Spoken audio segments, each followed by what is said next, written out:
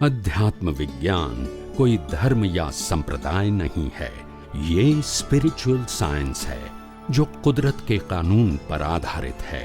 ये विज्ञान पूरे ब्रह्मांड के सभी रहस्यों को उजागर करता है और जीवन के सभी पहलुओं को समझने के लिए एक नई दृष्टि देता है।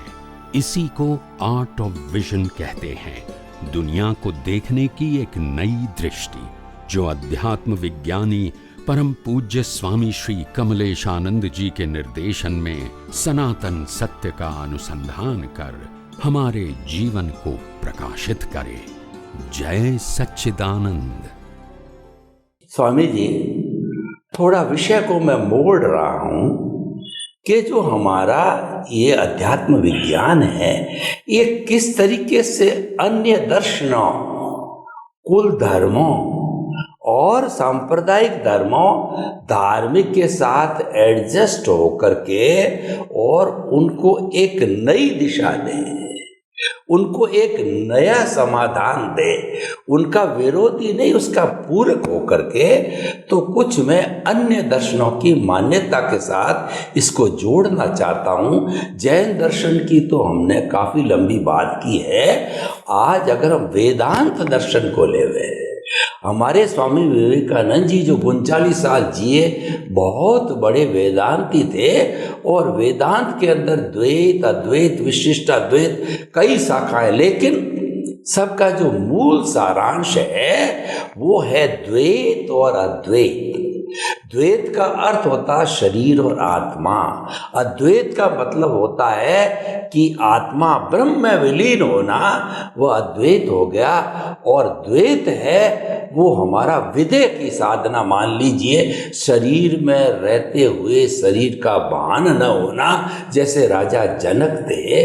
तो मैं आपसे ये प्रश्न करना चाहता हूँ कि द्वैत अद्वैत की साधना करने वाला या द्वैत से अद्वैत में जाना वाला व्यक्ति अगर अध्यात्म विज्ञान का सहारा ले, अध्यात्म विज्ञान के सनातन सत्य को सहारा लेकर के चले, तो किस तरीके से अध्यात्म विज्ञान सनातन सत्य उसके लिए उपयोगी हो सकता है, कृपया बताइए। सबसे बड़ी बात यह कि दुनिया में जितने दर्शन हैं, वो दर्शन वास्तव में तो मूल दर्शन में से ही निकला है। और मूल दर्शन है कुदरत, कुदरती कानून और कुदरती रचना, क्योंकि ये कोई व्यक्ति का नहीं है।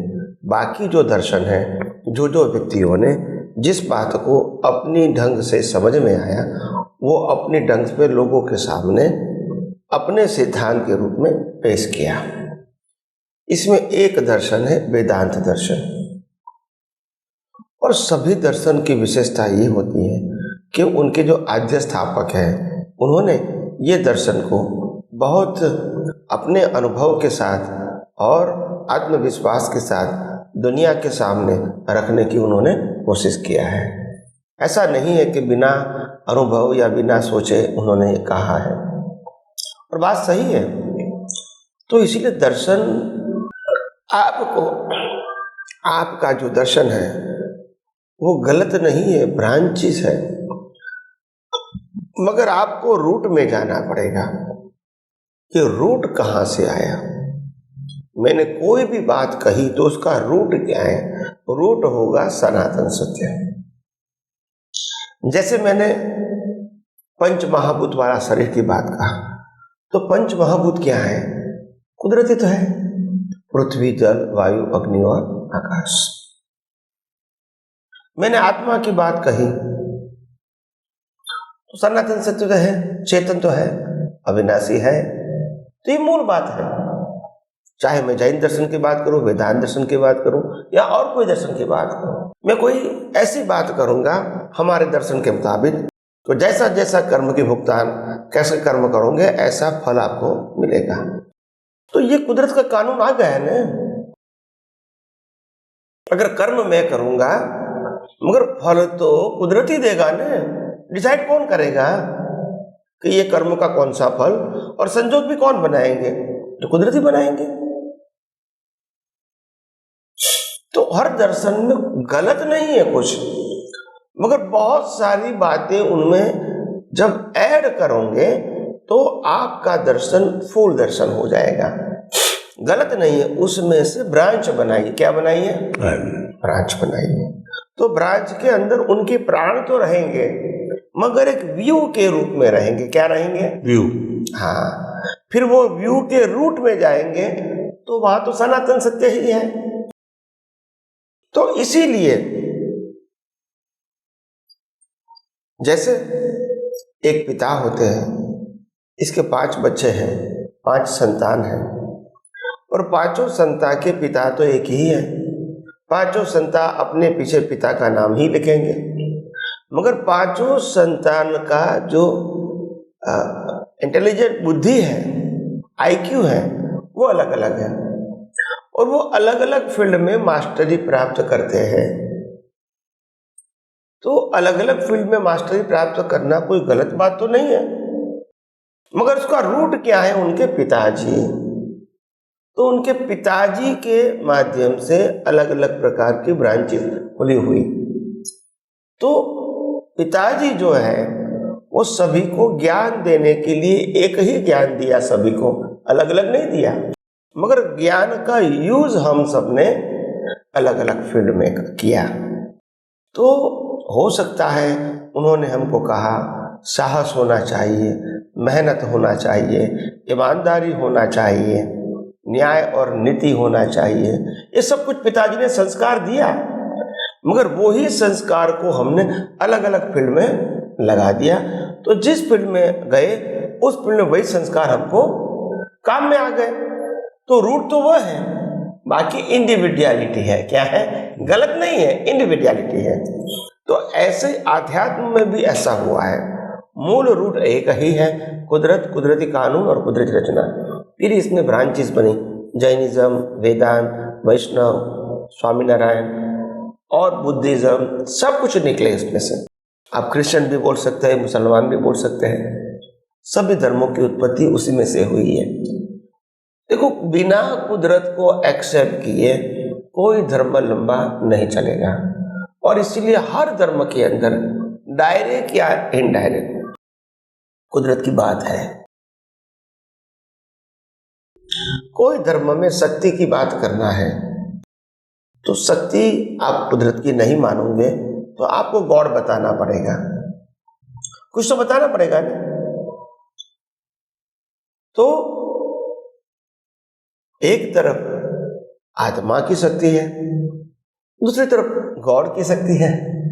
तो दोनों को समझना, ये भी अविनाशी है, ये भी अविनाशी है, तो समझना तो पड़ेगा ना कि कोई जगह उसके अंदर रिकंसाइल करने की जरूरत है। गलत नहीं है, रिकंसाइल करने की जरूरत है, एक दूसरे से नजदीक आने की जरूरत है। तो इसीलिए सभी दर्शन में से एक भी दर्शन गलत नहीं है, मगर एक भी दर्शन पूर्ण भी नहीं है, क्योंकि वो मूल दर्शन की ब्रांचेज है।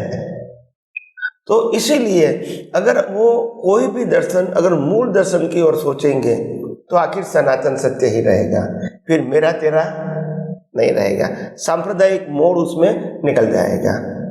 तो इसीलिए अगर आप वेदांत को भी समझना चाहते हैं तो वेदांत में एक एग्जाम्पल है कि दुनिया में एक ही सर्वशक्तिमान है और हम इसके अंश हैं, और अगर हम दुनिया से मुक्त हो जाते हैं तो अंश हमारा सर्वांश में मिल जाता है। और उसका उदाहरण देते हैं, जैसे समंदर में से भाप बनती है और भाप ऊपर जाके बादल बनने के बाद बारिश के रूप में नीचे गिरती है, धीरे धीरे पानी कहीं से भी समंदर में ही आ जाता है। तो ये पूरी प्रोसेस समंदर का ही हिस्सा है। पानी कहाँ से भी आए, कोई भी नदी से आए, कोई भी झरना से आए, कोई भी अवस्था पहाड़ से आए, गांव में से आए, जंगल में से आए, मगर पानी तो समंदर का ही है। तो इस प्रकार का वह उदाहरण देते हैं। तो गलत नहीं है, मगर प्रेजेंटेशन में क्या हो जाता है, अपने प्रेजेंटेशन में सही होते हैं वो, मगर जब दूसरा एंगल सोचेंगे तो आपको लगेगा उसमें कुछ कमी है। जैसे हम कहेंगे एक ही परम शक्ति है और हम हमारे अंदर वही परम शक्ति का अंश है, तो मैं एक लॉजिकली प्रश्न उठता है, क्या परम शक्ति कभी पूर्ण हो ही नहीं सकती? अपूर्ण ही रहेंगे। जहां तक जीव रहेगा वहां तक वो तो अपूर्ण रहेंगे ना। तो परम शक्ति पूर्ण है या अपूर्ण है? ये एक प्रश्न रहेगा। दूसरी बात, उनका आर्ग्यूमेंट ये है कि परम शक्ति तो परम शक्ति है, उसका कोई भी एंगल निकालो तो भी वो परम शक्ति ही होती है। तो मेरा कहने का मतलब रहता है कि सभी प्रकार के जीवों के अंदर परम शक्ति का अंश है, वो भी परम शक्ति ही तो है, इंडिविजुअली भी। तो कहने का मतलब जैन धर्म में बताया गया है कि सभी व्यक्तियों के अंदर आत्मा है, वो चेतन है, अविनाशी है और सर्व प्रकार की अनंत शक्तियों वाला है। और आत्मा है वो जड़ और चेतन का भेद बताने के लिए है, मगर वो आत्मा की अनुभूति वो ही परमात्मा। तो अनुभूति जिसको होती है वो आत्मा को ही होती है, और अनुभूति आत्मा की होती है, दूसरे व्यक्ति को भी आत्मा की अनुभूति होती है। तो अनुभूति में कोई अंतर नहीं है, मगर अनुभूति इंडिविजुअल होती है। कैसी होती है? इंडिविजुअल। हाँ, और एक ही क्वालिटी के आत्मा की होती है। प्रोसेस कोई भी है, मेथड कोई भी है, रास्ता कोई भी है, आखिर अंत में वही आत्मा का अनुभव होता है जो दूसरे व्यक्ति को होता है। तो क्वालिटी वाइज एक है, एग्जिस्टेंस वाइज अलग अलग है। तो इसीलिए बताया, यहां समंदर का एग्जाम्पल अपने आप को सरेंडर करने की बात बताता है। यहां सभी आत्मा सिद्ध क्षेत्र में एक ही क्वालिटी के होने के बावजूद भी इंडिविजुअल है। एग्जिस्टेंस कैसा है? इंडिविजुअल। किसी में जुड़ जाता नहीं है। भले अनंत आत्मा क्वालिटी वाइज एक ही है, मगर सबका एग्जिस्टेंस क्या है? अलग अलग है। वो जुड़ जाते नहीं है। तो ये एक व्यू पॉइंट होता है। क्या होता है? View point. सबने अपने जो समझ में आया वो अपने शास्त्रों में लगा दिया, और बाद में परंपरा वाले लोग जो होते हैं जिसको अनुभव ही नहीं है, तो दे फॉलो द स्क्रिप्चर। तो फिर तो बात ही नहीं रहेगी उसमें करेक्शन करने की।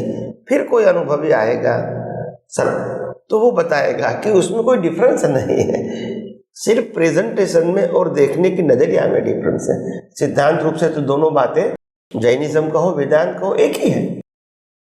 आज वेदांत के अंदर ने क्या कहा कि भी भगवान शिवलिंग को बना दिया। तो शिवलिंग का मतलब क्या होता है? जिसका आकार नहीं है, निराकार। तो जैनिज्म में कहते हैं आत्मा ही तो निराकार है। तो कोई भेद, हर व्यक्ति का प्रेजेंट करने का तरीका जो है वो क्या है? तरीका, व्यू पॉइंट अलग अलग है, और इसीलिए एक अलग नया दर्शन बन जाता है, और वो अपनी बातों को एग्जैक्टली प्रेजेंट करने का प्रयास करता है ताकि पढ़ने वाले को, सुनने वाले को वो सही लगे एक एंगल से। फिर जब दूसरा दर्शन पड़ेगा तभी उसको मालूम होगा कि ये और ये में अंतर तो है। फिर तीसरा पड़ेगा तो और अंतर लगेगा। तो कहने का मतलब, क्योंकि प्रेजेंटेशन में अंतर है, तत्व में, सिद्धांत में अंतर नहीं है, मगर उन्होंने सिद्धांत को अपने व्यू पॉइंट से प्रेजेंट किया है, और इसीलिए वो अलग दर्शन बन गया। तो मैं समझता हूँ वेदांत दर्शन भी पूर्ण दर्शन है, जैन दर्शन भी पूर्ण दर्शन है। अगर सभी दर्शन मिलते हैं सनातन सत्य को, सभी दर्शन मिलते हैं कुदरती कानून और कुदरती रचना को। तो आइए हम सब और आगे जानने की कोशिश करें। स्वामी आपका बहुत बहुत धन्यवाद इस स्पष्टीकरण के लिए। अब जितना समय बचा है मैं एक दर्शन को और ले लेता हूँ आपके स्पष्टीकरण के लिए। एक बौद्ध दर्शन भी है जिसके संस्थापक भगवान बुद्ध हुए और उन्होंने जो ये बताया 4 आर्य सत्य दिए कि दुख है और दुख का कारण है और दुख को मिटाया जा सकता है और उसका कारण का निवारण उन्होंने बताया कि तृष्णा को समाप्त कर लो। Sorrow is omni present, cause of sorrow is there, cause of the sorrow is wishes, if wishes are vanishes then there is no sorrow at all. तो इसको हम अध्यात्म विज्ञान की दृष्टि से अगर इसको सोचें, जोड़ें, तुलना करें या पूरक बनावें तो कृपया थोड़ा सा इसके बारे में प्रकाश डालिए। देखो, बुद्धिज्म भगवान बुद्ध के अनुभव पर से ये किताब निकली है और बुद्ध भगवान के जीवन में किस प्रकार की कहानियाँ, घटनाएं बनी थी वो हम सबको हिस्टोरिकल मालूम है। भगवान महावीर जब संसार में थे, राजकुमार थे, लुम्बिनी नगरी में उसका जन्म हुआ था जो आज नेपाल में है। उन्होंने अपने जीवन में बाहर घूमते घूमते, विचरण करते करते देखा, एक समय ऐसा देखा कि एक व्यक्ति बहुत वृद्ध है। तो उन्होंने सोचा कि हमको क्या वृद्ध भी होना पड़ेगा। दोबारा इनको एक व्यक्ति ऐसी मिली जो बहुत रक्तपित्त वाली थी, यानी बहुत कुछ परिस्थिति, यानी शरीर पूरा दर्दों से भरा हुआ था, पीड़ा से, रोग से भरा हुआ था। तो उन्होंने सोचा क्या इंसान को पीड़ित भी होना पड़ेगा। और जब त्रिशादृश्य उन्होंने देखा कि एक व्यक्ति को सब लोग ले जा रहे थे और पूछा कि ये कहाँ ले जा रहे हैं, तो बोला ये व्यक्ति का मृत्यु हो गया। तो उन्होंने सोचा मृत्यु भी हो सकता है। तो ये 3 बातें, मृत्यु होना, बीमारी आना और घर पर आना, ये अगर तीनों चीज जीवन का हिस्सा है तो राखी हम क्या हैं, ये भी तो समझना पड़ेगा ना। अगर ये जीवन का हिस्सा है तो हम क्या हैं। तो फिर उन्होंने कहा कि कोई भी वस्तु की जो भुगतान जीवन में आती है, वो भुगतान ऐसा मत समझो कि भुगतान आ रही है और मैं भुगतान कर रहा हूं। सिखाना ये चाहते कि भुगतान जा रही है। जब से बिगिनिंग हुई तब से एंड हो रहा है। और दूसरी बात, भुगतान देने वाला और भुगतान को सहन करने वाला, ये दोनों व्यक्ति जो है वो एक दूसरे का हिसाब पूरा कर रहे हैं। इसमें किसी के ऊपर ब्लेम और क्लेम करने की, खुद के ऊपर भी ब्लेम क्लेम करने की जरूरत नहीं है। ये उनके जीवन का हिस्सा है, ये उनके जीवन का हिस्सा है। दोनों व्यक्ति को जीवन का हिस्सा है, दोनों का रोल अलग अलग है। और इसीलिए जैसे जैसे ये समझ में आता है कि ये रोल जो है वो रोल के मुताबिक हमारा जीवन है, तो फिर इनको जीवन जीना इजी हो जाता है, क्योंकि रोल हमेशा परमानेंट नहीं होता, परिवर्तनशील होता है। दूसरी बात उन्होंने बहुत अच्छी कही कि कोई व्यक्ति आपका अपमान करते हैं, आपको दुख देने की कोशिश करते हैं, मगर आप क्यों इनको रिसीव करते हैं? अगर आप रिसीव नहीं करोगे तो बैक टू पेविलियन।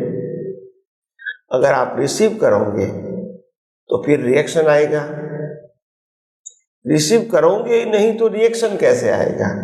तो ये भी उनकी बहुत बड़ी बात है।